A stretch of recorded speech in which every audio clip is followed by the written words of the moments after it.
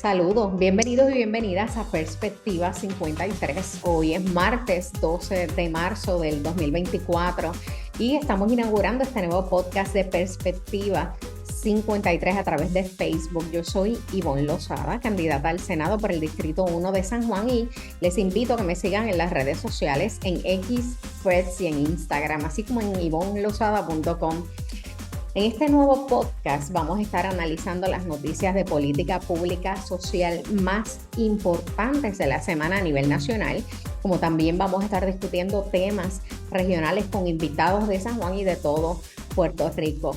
Pero hoy nos acompaña en el podcast la doctora Raquel Gautier, trabajadora social y candidata al Senado por el Distrito 12, Bayamón, Guaynabo, Cataño, Toa Alta y Toa Baja. ¿Estoy en lo correcto, Raquel?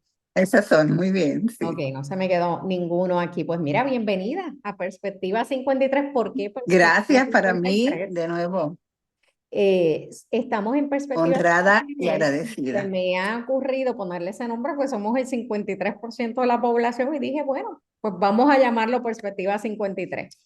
Raquel, Muy bien. antes de comenzar contigo, la pasada semana estuvimos conmemorando el 8 de marzo, Día Internacional de las Mujeres Trabajadoras. Estuve participando, hubo eventos durante, como es usual, durante toda la semana, pero particularmente el viernes, como tú sabes, en la mañana iniciamos con un lazo humano en el Morro de varias organizaciones, como lo es la Asociación de Maestros, el Observatorio de Equidad de Género, Hogar Ruth y otras organizaciones que se dieron cita allí. Y fue un evento chulísimo, ¿no? Al cual fueron cientos de personas. También en la tarde. Yo participé, y muchos de nosotros participamos en la marcha de la coalición 8 de marzo, de la que fui organizadora también. Un poco de ahí salimos de la oficina de la Procuradora de las Mujeres, llegando a la Comisión Estatal de Elecciones por el simbolismo que tiene la oficina de la Procuradora con la agenda pendiente que queda. Obviamente seguimos en un estado, llevamos 3 años en un estado de emergencia, luego de la creación de este comité de pares. De eso quiero hablar contigo ahorita, y de las recomendaciones que llevan ya un tiempo sobre el escritorio del gobernador y de varios jefes de agencia que han sido incapaces de implantarla. También queda pendiente reformas de currículos escolares como medida de prevención, fiscalización en el cumplimiento de leyes para la erradicación de todo tipo de violencia contra las mujeres. Queda también atender la discrepancia en estadísticas en el Instituto de Estadísticas, la policía, tribunales, familias, programas de sensibilización y educación a funcionarios de agencias de seguridad pública, justicia y de interés social, asignación de fondos para poner en vigor los programas de erradicación de violencia, porque por un lado dice, vamos a hacer este programa, pero no les Sí, asignan fondos. es Tenemos así. también que atender que esto merece un programa completo, establecer programas de apoyo para los cuidadores informales, que como tú sabes, la mayoría son mujeres. Y tenemos que Sí. revisar la ley de armas del 2020 que te ha tenido, y lo presentamos en la pasada semana en una conferencia de prensa, la relación que hay con Sí. la flexibilización de los requisitos para Ujú. tener una licencia de aportación de armas, cómo eso ha influido en el alza, específicamente en el alza de feminicidios íntimos. Y por último, pero quizás más importante, apoyo a organizaciones sin fines de lucro que han estado haciendo el trabajo del gobierno, particularmente en programas sociales que han estado atendiendo. Quienes tienen la carga principal de atender a víctimas de violencia de género son organizaciones sin fines de lucro. Las que atienden también a víctimas de violencia infantil, adultos mayores, poblaciones de diversidad funcional, como, Dios mío, una decena de otras situaciones y problemas sociales que atienden.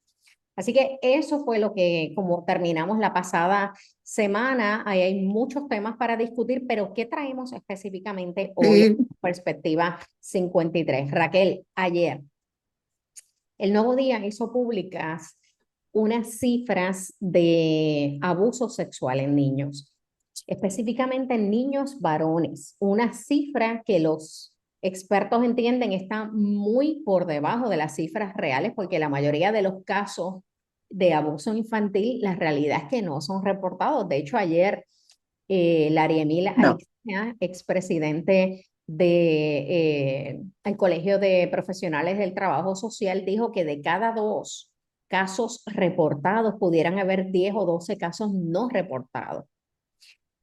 Así que un poco me gustaría tocar este tema, pero este tema se da en el contexto y te quiero recordar que el año pasado, en la realidad fue en diciembre del 2022, en una vista que se hizo en la Cámara de Representantes, el Departamento de la Familia aceptó que hace un año que existían más de 10.000 casos de maltrato de menores sin investigar, cientos de ellos correspondientes al año 2016. De entonces, mm, 7 años de casos sin investigar. mm, El Departamento de la Familia tenía para entonces acumulados 10.458 referidos de posible maltrato. 800 de esos eran del 2016. Eso fue lo que confirmó Glenda Gerena, que era la entonces administradora de ADFAN, y lo que resulta un escándalo. En este año, yo no sé si has escuchado, pero ellos mencionaron que sí han bajado un poco esa cifra, pero dime tú. O sea, ¿qué puedes hacer con casos que llevan desde hace años que no se investigan, que incluso de maltrato de niños, incluso abuso sexual? Te dejo con la palabra.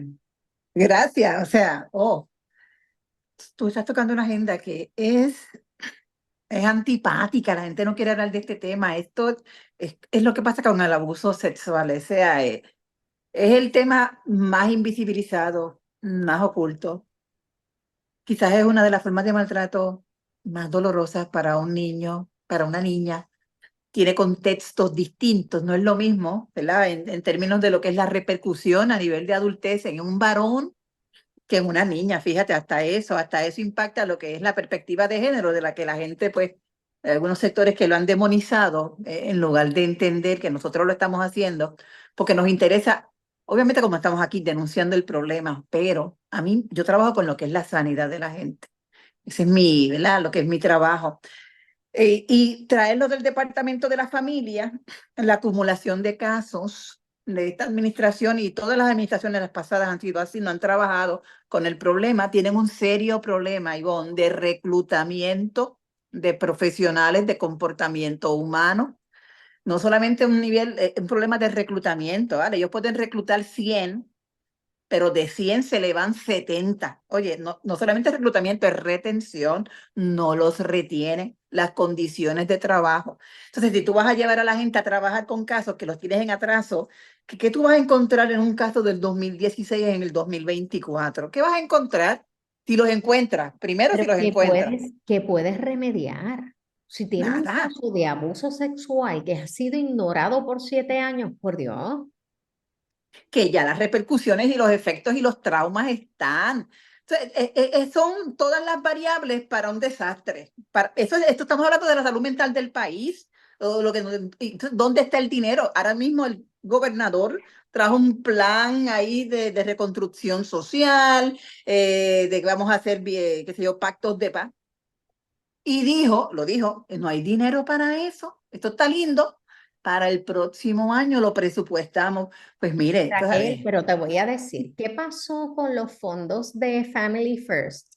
¿Tú recuerdas que habían cerca de 100, había hasta 100 millones de dólares de una ley federal que era Family First, que el Departamento de la Familia podía solicitar reembolsos hasta 100 millones de dólares para programas de prevención? Yo no sé si tú recuerdas, pero para que pudieran participar de ese programa tenían que crear una estructura en el Departamento correcto. de Familia que fuera Oh, recipiente de estos fondos. Se tardaron un par de años en aprobar la ley local para poderlos recibir y se han perdido sobre 100 millones de dólares. sí, Sí, no, se han perdido más. Lo que pasa es que tampoco, o sea, se tenía que levantar una estructura, se tenía que cumplir con un requisito, con unos planes, tenían que presentárselo al gobierno federal para entonces reclamar lo que eran las subvenciones de esos menores. Eso no se ha hecho, o por lo menos hasta donde la información que yo tengo, ¿no? Eso no se hizo, eso ha sido capota y pintura. Hay dinero para reclutamiento, hay dinero para prevención, lo hay porque el gobierno federal precisamente eso es lo que tenía la intención, trabaja con esta ley, una ley dirigida a trauma y es una buena ley. Yo trabajé cuando yo dirigí la Comisión de Bienestar Social, Asuntos de la Vejez del Senado de Puerto Rico, trabajamos este proyecto, lo trabajamos responsablemente, lo trabajamos bien y el departamento siempre habló de que estaban listos, no estaban listos, no están listos. De nuevo, lo que hay dentro de la agencia, y esto lo traigo como crítica porque lo puedo hablar, yo soy, mi puesto de carrera del departamento es una debacle. O sea, tú quieres trabajar con aspectos de familia, el departamento de la familia, cuando en el interior tú tienes el desastre puesto allí, ¿sabes? Tienes gente que sin competencia, sin méritos dirigiendo, tienes a trabajadores sociales, al componente social en condiciones de salud emocionales, físicas, en persecución, en acoso, en politiquería.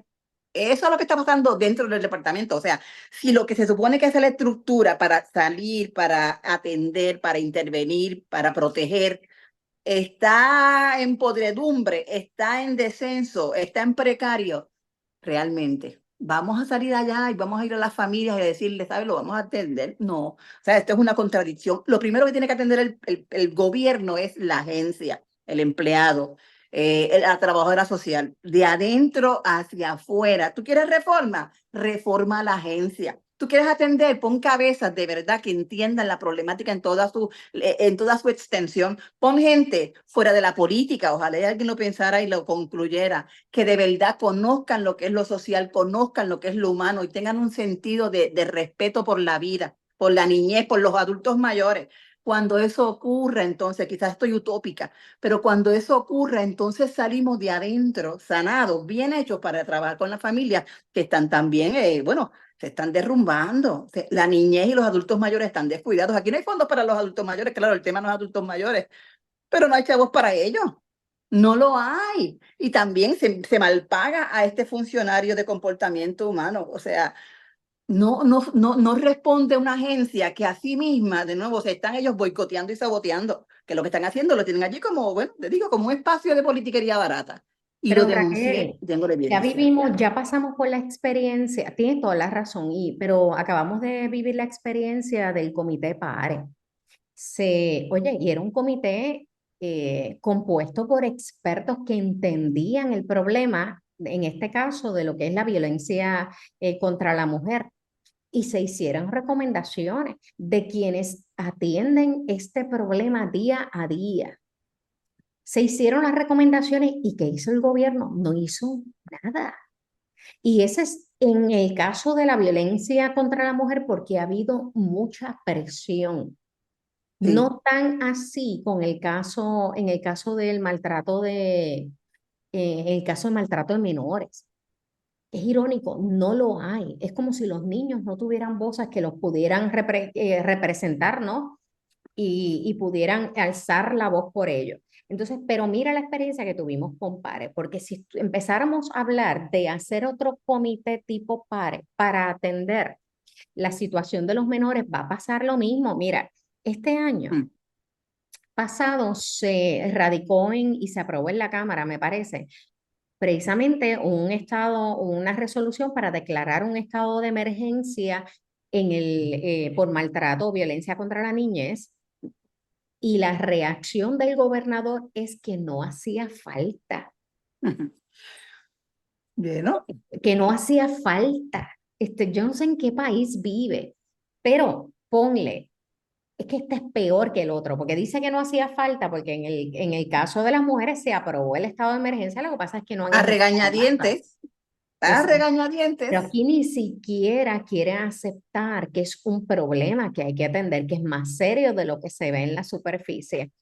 Así que, aun si firmara el estado de emergencia para atender el asunto de la violencia infantil, va a pasar lo mismo, va a pasar exactamente lo mismo, Raquel.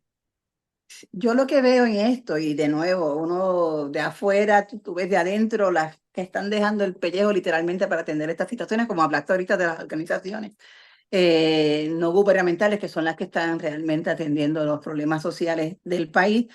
Pero una declaración de estado de emergencia es una admisión de la incompetencia del gobierno. No estamos pudiendo hacer nada, tenemos que hacer algo, pero realmente no podemos, no lo pueden hacer. Primero que no tienen la conciencia, la sensibilidad, lo intrínseco, ¿sabes? Estamos hablando de gente que andan enajenadas.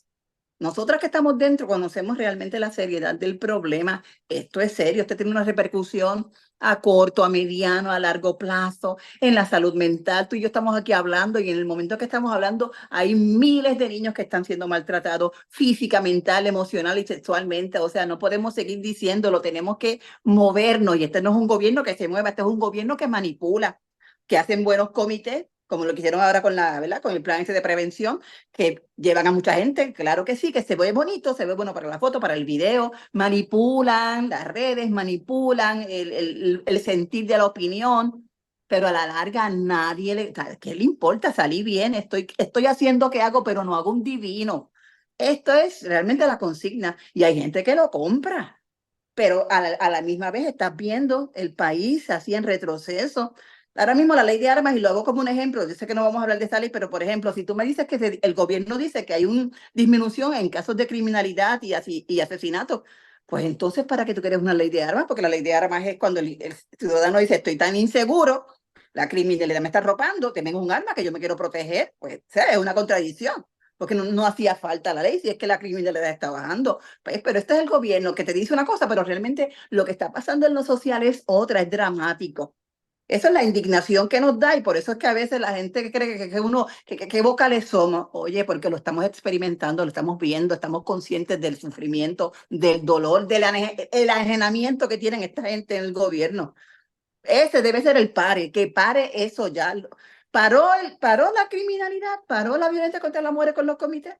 Quedó bonito, quedó chévere. El papel uno los lee y llora, pero Nosotros no se llevamos llevan a cabo. la crítica que le hicimos a la nueva ley, a la ley de armas del 2020 por la relación que vimos en el Sí. aumento de la solicitud, que era escandaloso. Sí, antes del 2020 había unas 1.200 solicitudes, por ahí 1.200 y En pico el 2017, de licencias de portación y en el 2023 subieron a 181.300. Es una cosa bárbara. sí, Entonces, dramático. que los feminicidios íntimos hayan aumentado antes del 2020, que eran perpetrados con armas de fuego, eran 33% de los feminicidios íntimos eran perpetrados con armas de fuego, eso era antes del 2020, posterior en el 2023 llegó a un 74%. No. Y ese dato lo trajiste tú.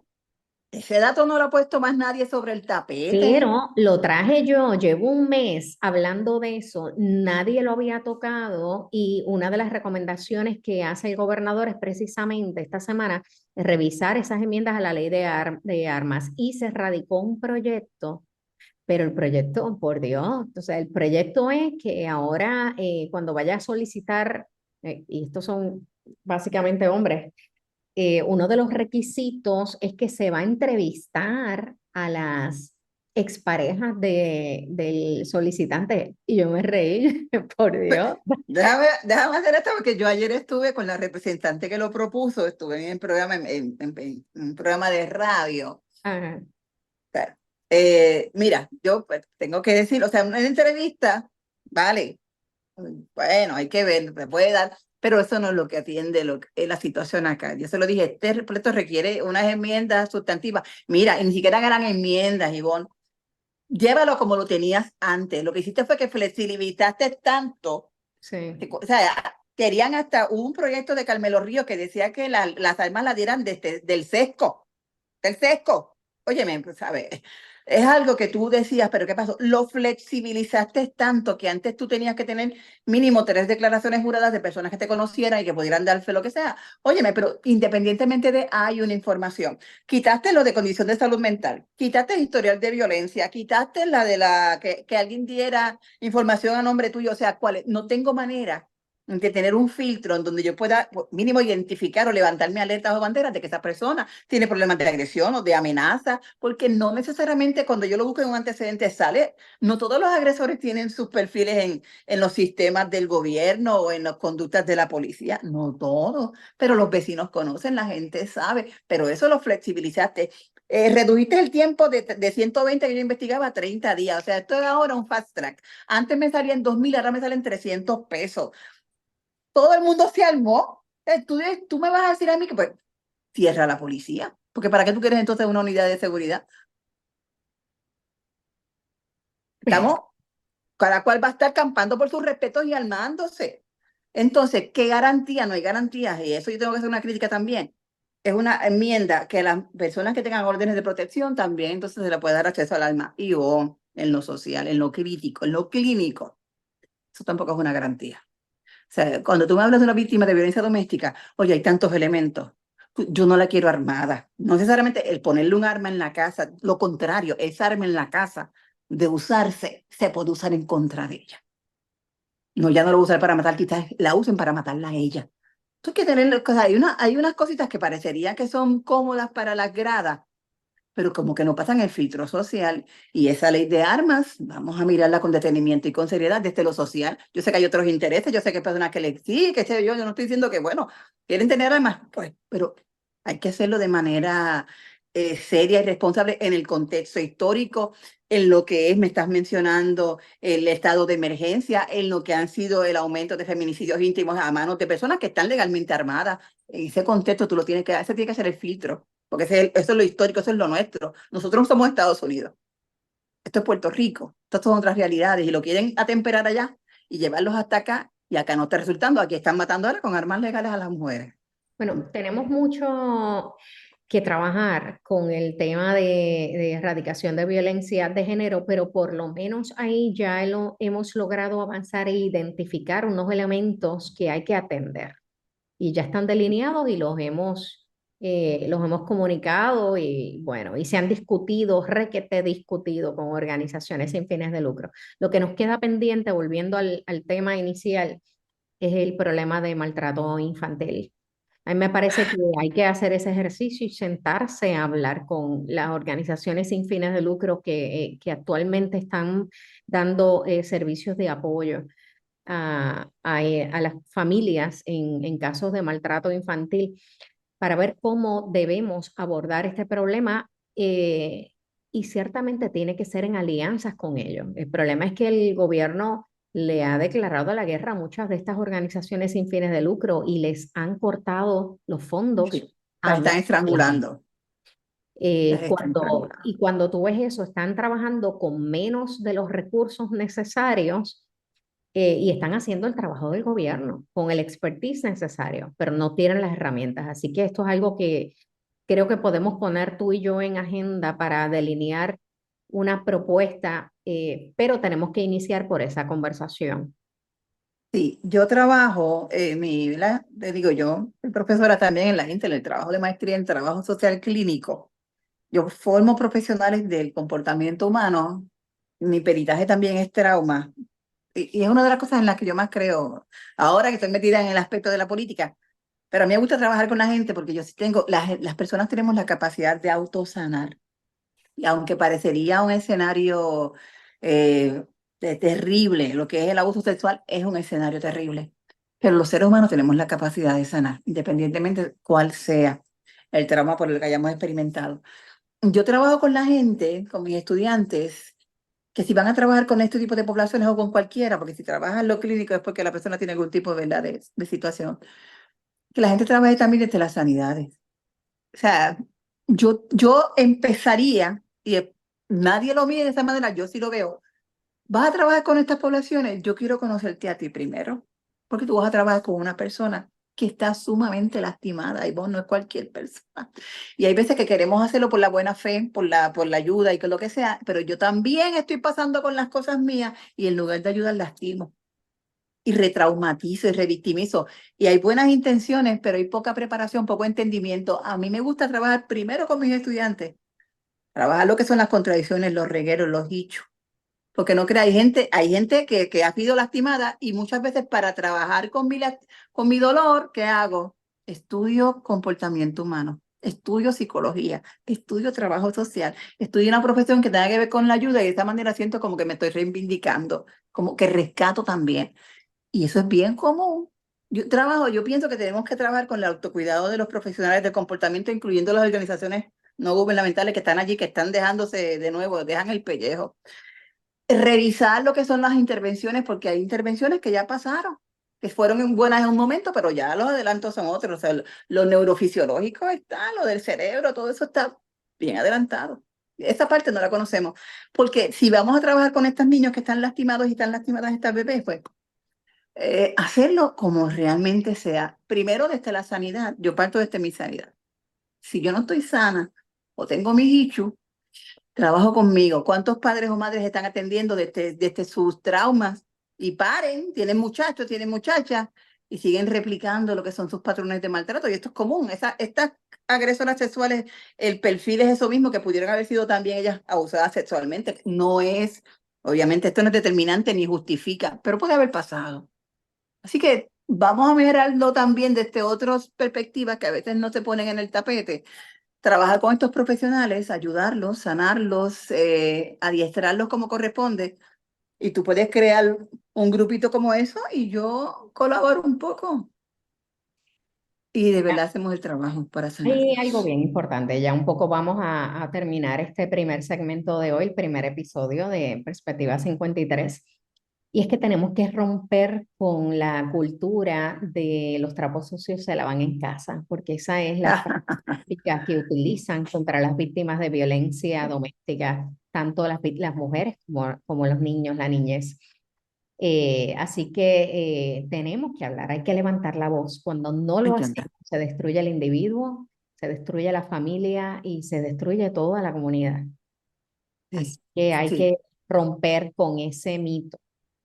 Pero nada, Raquel, se nos ha acabado el tiempo. Que llevamos ya un rato aquí. Gracias por acompañarme aquí en este Gracias a ti. episodio de Perspectiva 53.